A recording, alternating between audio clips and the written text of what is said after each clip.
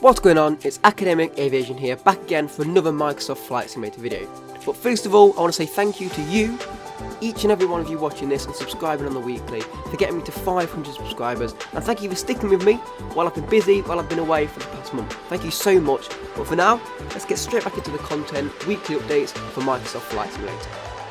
So Microsoft Flight Simulator has been out just under a year now, and in that time there's been countless freeware and payware add-ons, from airport scenery to landscape improvements. However, today we're going to be looking at the top 5 payware aircraft from Microsoft Flight Simulator.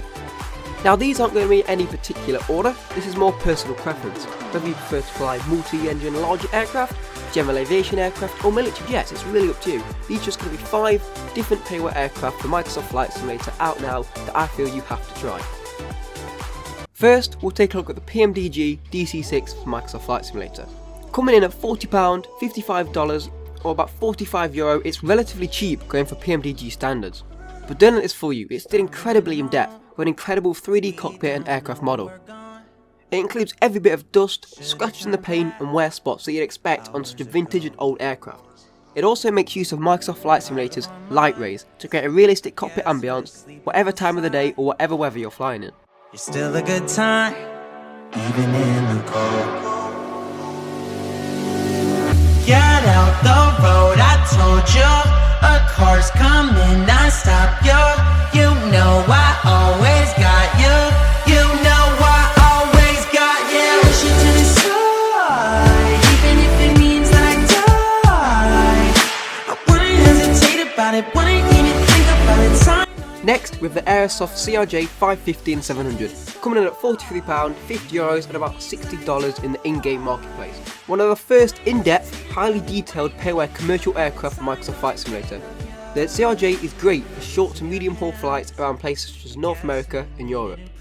Complete with a detailed FMS, highly realistic autopilot systems, checklists and flight documents and over 10 liveries to get you started, it's a great add-on for those who love the commercial side of aviation and are fond of flying aircraft with complex systems to learn and master.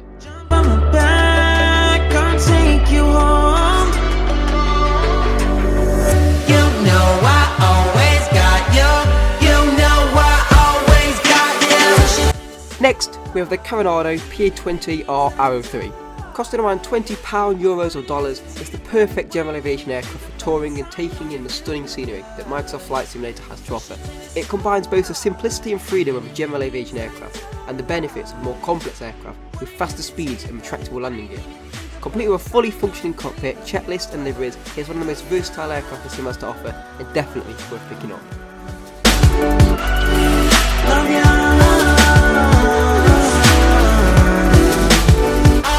Coming in next with the Flying Iron Sim Spitfire, coming in at £22, €25 and about $30 in the available in-game marketplace. This is the best vintage warplane out there for Microsoft Flight Simulator so far. Amazing flight dynamics, a great exterior model and an impressive 3D cockpit model replica.